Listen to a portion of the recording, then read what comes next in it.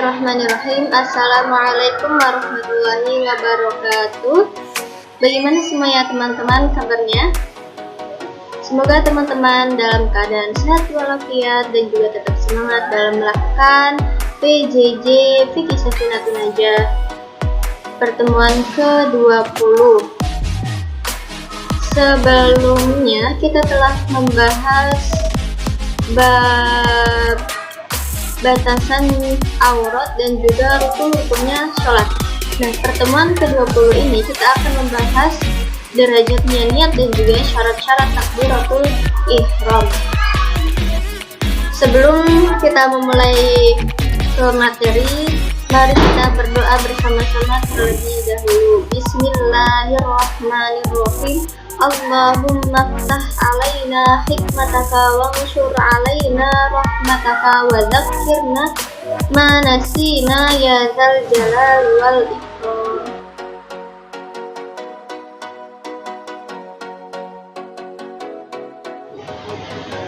Bismillahirrahmanirrahim. Faslun an-niyatu salasu darajatin. Niat itu mempunyai 3 derajat.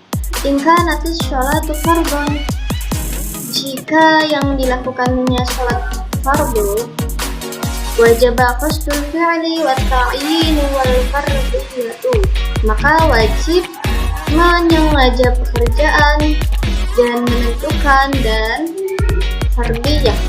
Wa in kanat nafilatan waqtatan karotibatin aw dzati sababin.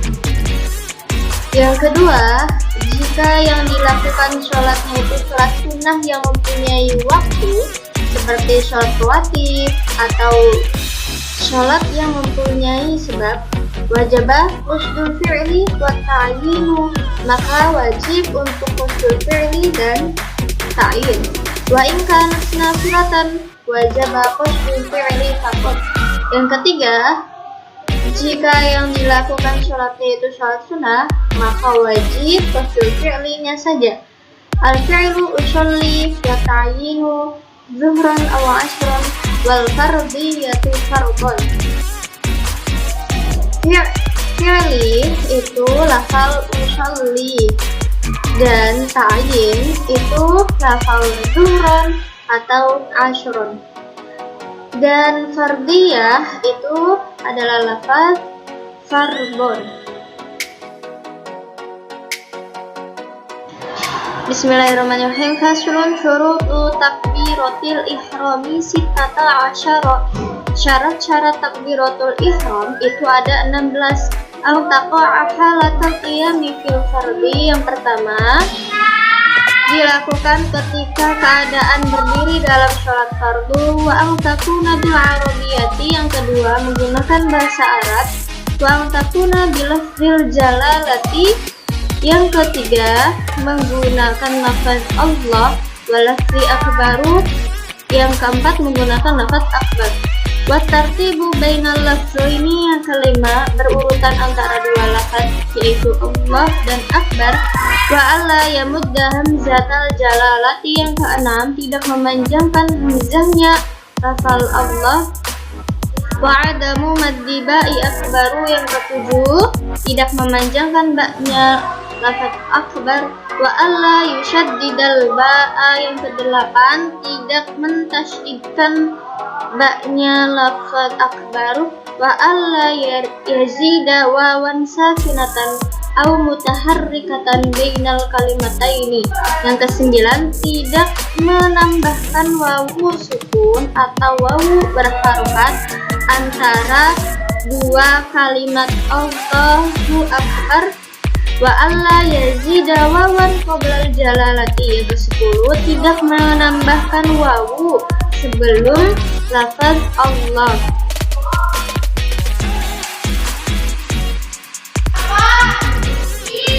Wa alla yaqifa baina kalimatain takbiri wa qafatan tawilatan wala qusiratan. Yang ke-11, tidak berhenti antara dua kalimat takbir, baik berhenti lama atau sebentar. Ayyusmi'a nafsahu jami'a hurufiha. Yang ke-12, ucapan Allahu Akbar dapat didengar oleh dirinya sendiri. Wa dukhulul waqti fil mu'aqqati yang ke-13, masuk waktu sholat jika sholat tersebut memiliki waktu tertentu.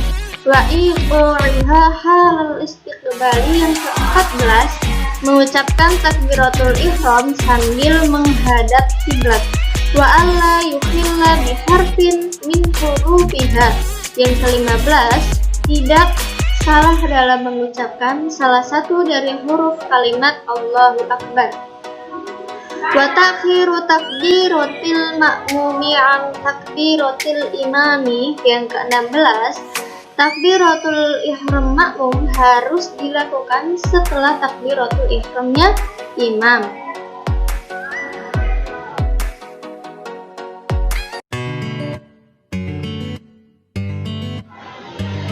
Niat itu ada 3 derajat. Yang pertama, jika sholat yang ia kerjakan adalah sholat fardu, maka diwajibkan untuk memaksudkan fi'il, ta'yin, dan fardiyah. Perlu kita ketahui maksud dari fi'il itu apa sih? Fi'il itu adalah lafal usolli. Aku niat sholat, saya berniat untuk sholat. Lalu ta'yin itu apa? Ta'yin adalah lafal zuhron, misalkan, atau ashron, atau maghribi. Lalu fardiyah itu apa? Fardiyah itu lafal fardon. Nah, jadi ketika seseorang sholatnya itu sholat fardu, maka ada usolli fardhu zuhri arba'a raka'atin mustaqbilan kiblati adzanillahi ta'ala. Nah, namun di sini yang wajib itu hanya 3 ketentuan tadi. Usolli, fardun, sama ta'yin atau menentukan jenis sholatnya itu apa. Namun rokaat, jumlah rokaat dan menghadap kiblat itu tidak apa-apa jika ia tidak mengucapkan, itu tetap sah.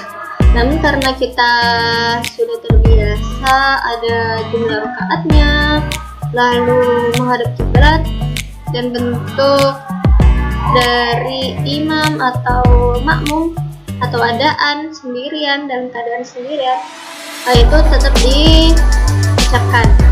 Yang kedua, jika seseorang sholat yang dikerjakannya adalah sholat sunnah yang memiliki waktu tertentu seperti sholat sunnah rawatib. Sholat sunnah rawatib itu apa? Yaitu qobliyah dan ba'diyah. Sholat sunnah rawatib itu adalah sholat qobliyah sebelum sholat wajib dan setelah sholat wajib atau sebab tertentu. Contohnya apa? Sholat yang mempunyai sebab itu contohnya sholat gerhana matahari, lalu gerhana bulan. Nah, itu niatnya seperti apa? Niatnya contoh gerhana matahari. Usolli sunnatan li khusufis syamsi mustaqbilal qiblati adaan lillahi ta'ala, atau raka'ataini mustaqbilal qiblati adaan lillahi ta'ala. Niat sholat gerhana bulan itu seperti apa? Usolli sunnatan li khusufil qamari raka'ataini mustaqbilal qiblati adaan lillahi ta'ala, atau makmuman atau imaman. Maka diwajibkan untuk memasukkan fi'il dan ta'yinnya saja.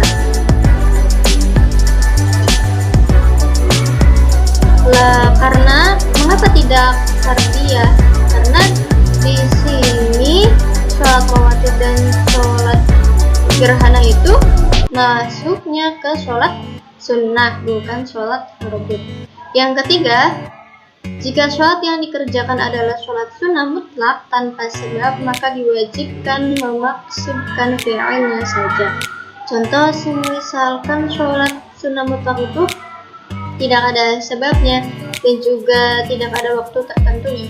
Nah, itu niatnya hanya fi'ilnya saja atau usollinya saja. Usolli sunnatan mustaqbilal qiblati adaan lillahi ta'ala.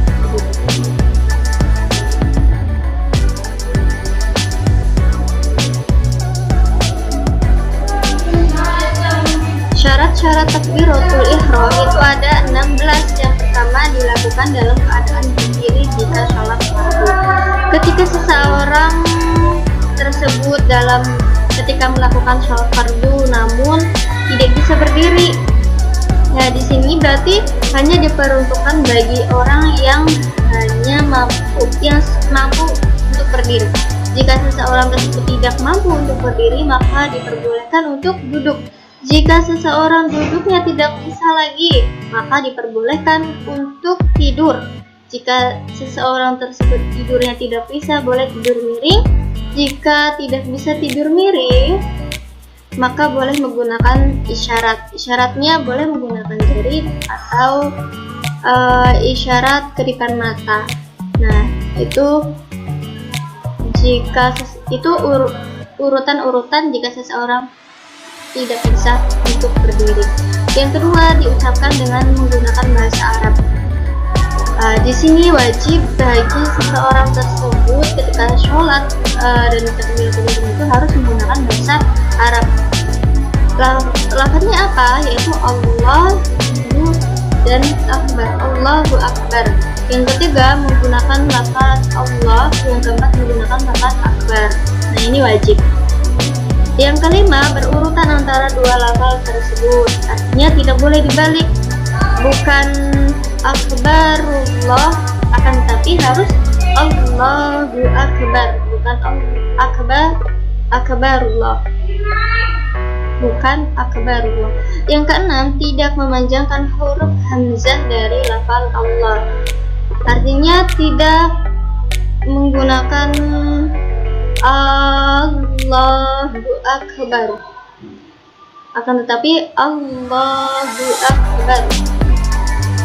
Tidak memanjangkan hamzahnya lafal Allah.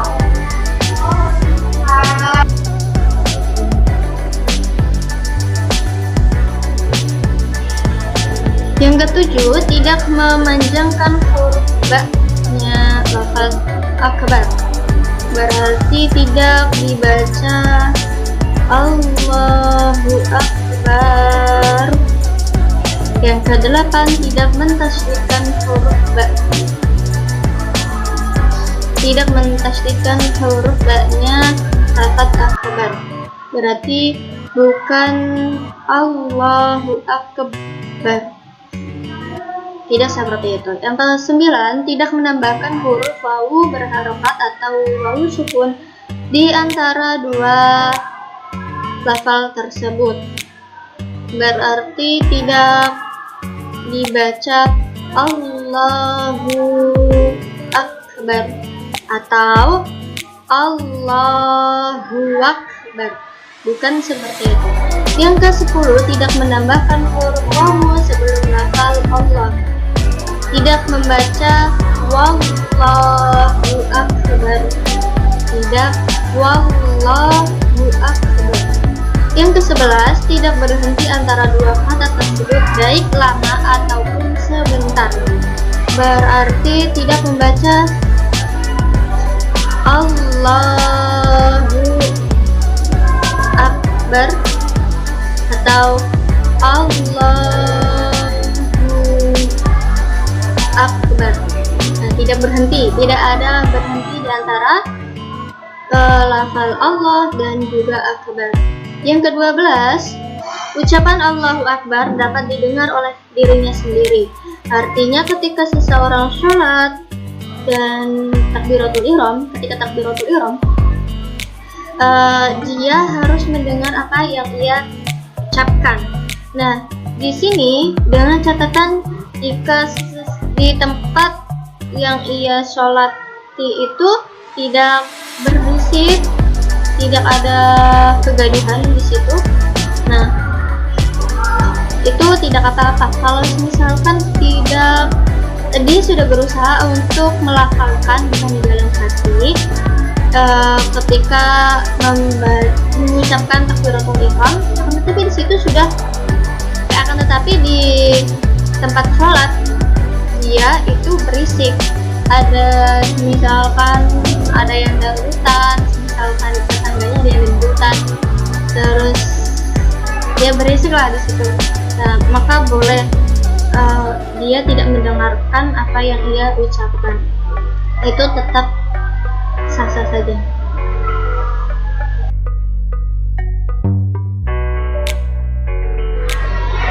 13. Masuk waktu sholat jika sholat tersebut memiliki waktu tertentu. Ketika seseorang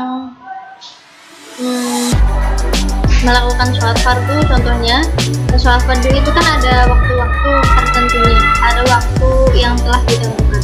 Nah, ketika seseorang sholat itu, ketika seseorang melakukan takbiratul ihram di dalam sholat fardu, itu harus melakukannya ketika sudah masuknya waktu sholat. Atau begitupun dengan sholat sunnah yang mempunyai waktu, itu juga harus ketika sudah masuk waktu sholat. Yang ke-14, mengucapkan takbiratul ihram sambil menghadap kiblat. Pastinya ketika seseorang sholat juga wajib untuk menghadap kiblat, kecuali dalam keadaan tertentu, contohnya di perjalanan. Nah, itu tidak apa-apa. Namun ketika sholatnya tidak dalam berjalanan, maka wajib baginya ketika melakukan takbiratul ihram di dalam sholat itu wajib menghadap kiblat. Yang ke-15, tidak salah dalam mengucapkan salah satu dari huruf kalimat tersebut. Artinya hurufnya itu tidak diganti. Misalkan Allahu Akbar, dia mengucapkan hanya menggunakan ha. Misal Allahu Akbar, nah itu salah karena dia mengganti salah satu huruf yang ada di lafaz Allahu Akbar atau takbiratul ihram. Yang ke-16, takbiratul ihram makmum harus dilakukan setelah takbiratul ihramnya sang imam. Artinya ketika sang imam sudah selesai takbiratul ihram, maka baru kemudian makmum melakukan takbiratul ihram. Tidak boleh mendahulukan sang imam. Untuk pertemuan ke-20 ini, Ibu memberikan pertanyaan untuk teman-teman. Yang pertama, apa contoh dari sholat sunnah yang mempunyai sebab? Yang kedua, tuliskan niat sholat gerhana matahari dan bulan.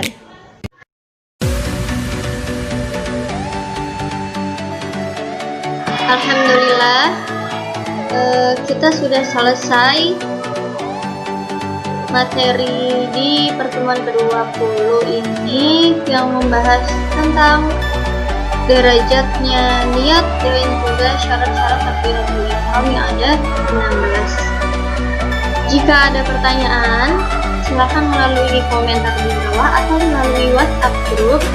Ibu sangat mengharapkan teman-teman, salah satu atau dari teman-teman, menanyakan materi pertemuan, baik pertemuan ke-20 yang telah kita bahas ini atau pertemuan sebelumnya juga tidak apa-apa. Dengan senang hati Ibu akan menerima pertanyaan dari teman-teman dan Ibu akan menjawabnya di WhatsApp group. Semoga teman-teman bisa memahaminya dan semoga bermanfaat.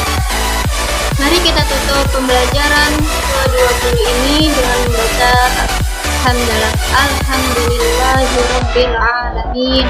Kurang lebihnya mohon maaf. Wassalamualaikum warahmatullahi wabarakatuh.